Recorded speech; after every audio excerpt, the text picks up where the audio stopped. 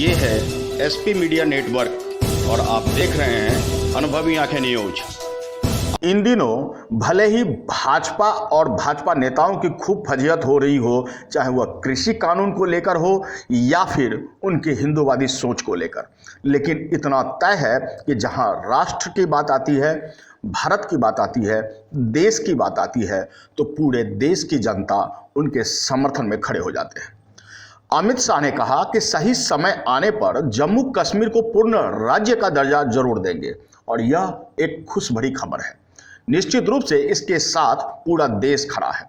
उन्होंने कहा कि जम्मू कश्मीर पुनर्गठन विधेयक 2021 को लोकसभा में ध्वनि मत से पारित करने के लिए केंद्रीय गृह मंत्री अमित शाह ने जम्मू कश्मीर की जनता को संबोधित भी किया और कहा कि यह आपके राज्य का जो विकास अटक गया है उसे पटरी पर चढ़ाकर पूरे राज्य का दर्जा वापस देंगे और यह आपके विकास का पहला चरण होगा। केंद्रीय गृह मंत्री अमित शाह ने कहा कि जम्मू कश्मीर विधेयक राज्य के दर्जे से कोई संबंध नहीं है और उपयुक्त समय पर जम्मू कश्मीर को पूर्ण राज्य का दर्जा जरूर दिया जाएगा।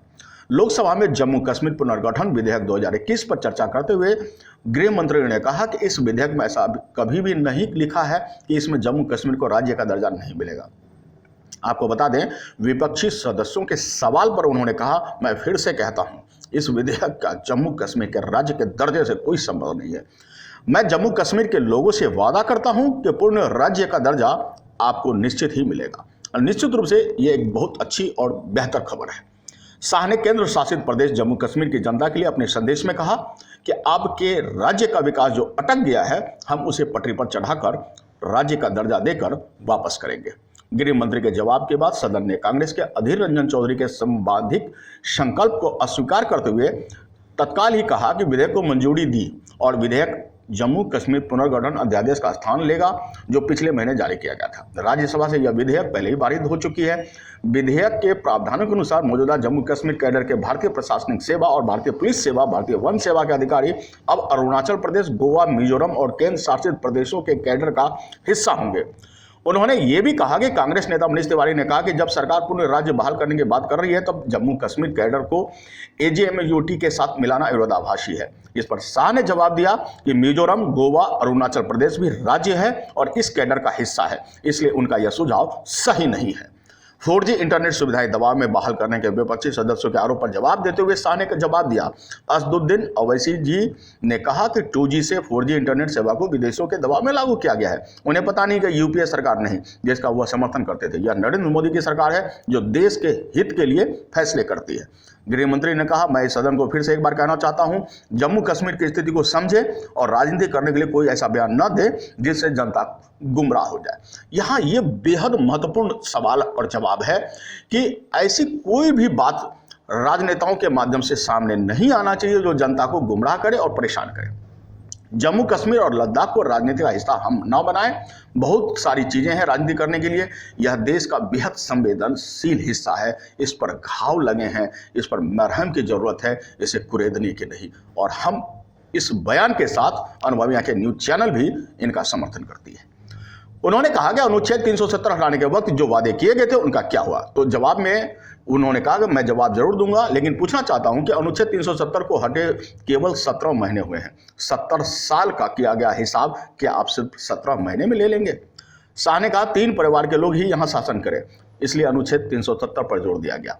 उन्होंने कहा कि जिन पीढ़ियों ने देश पर शासन करने का मौका मिला, गिरेबान में झांक कर देखिए कि क्या 17 महीने का हिसाब मांगने के लायक क्या वो हैं?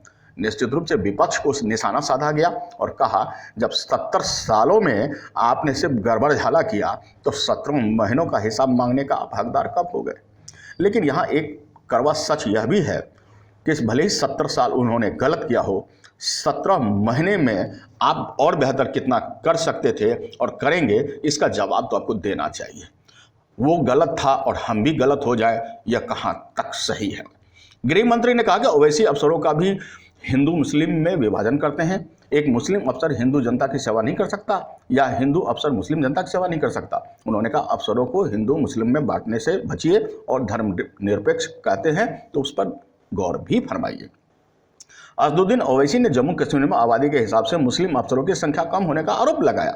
जम्मू कश्मीर में लोगों की जमीन छिन जाने के आरोप को गलत बताते हुए शाह ने कहा, हमने जम्मू कश्मीर में भूमि बैंक बनाया है, इससे प्रदेश के व्यक्ति की जमीन कहीं नहीं जा रही है, वे सुरक्षित हैं, उनके विकास के लिए हम सोच रहे हैं और उनके विकास के लिए काम भी कर रहे हैं।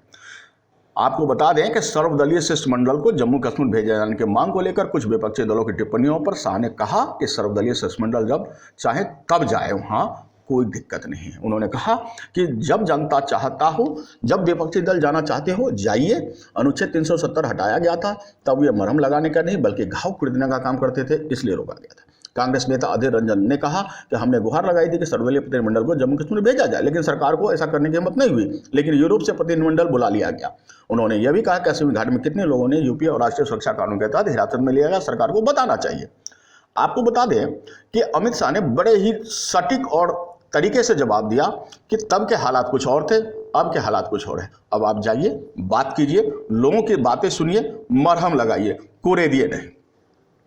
इसी मामले में आपको हम बता दें कि कश्मीर के मामले पे महबूबा ने शाह के वंशवाद की राजनीति वाले बयान की आलोचना की। आपको बता दें कि पीडीपी अध्यक्ष महबूबा मुफ्ती ने केंद्रीय गृह मंत्री अमित शाह के उस बयान की आलोचना की जिसमें कहा गया था कि अनुच्छेद 370 के प्रावधान निरस्त होने तक जम्मू कश्मीर में वंशवाद की राजनीति चल रही थी। मुफ्ती ने कहा कि केंद्र का हम दो हमारे दो का रवैया इससे ज्यादा बुरा है। उल्लेखनीय है कि कांग्रेस नेता राहुल गांधी ने केंद्र सरकार पर हमला बोलते हुए कहा था कि हम दो हमारे दो की सोच रखें, केवल 4 लोग ही इसे चला रहे हैं। मुफ्ती ने ट्वीट किया, गृह मंत्री ने आरोप लगाया कि जम्मू कश्मीर को 3 परिवार चला रहे थे, इसकी तुलना में हम दो हमारे दो का तरीका ज़्यादा बुरा है। बहरहाल आपको बता दें कि भले ही आरोप और प्रत्यारोप का दौर भले कितना ही लंबा चले, लेकिन इतना तय है कि जम्मू कश्मीर में एक बेहतर पहल हुई है, इसे हमें नकारना नहीं चाहिए और वहाँ एक बेहतर राज्य बनाने, विकास के दौर बढ़ाने के लिए हम सबको समर्थन करना चाहिए। अगर आपने अब तक हमारा चैनल सब्सक्राइब नहीं किया है तो सब्सक्राइब करें और बेल आइकन अवश्य दबाएं ताकि खबरों का नोटिफिकेशन आपको मिलता रहे।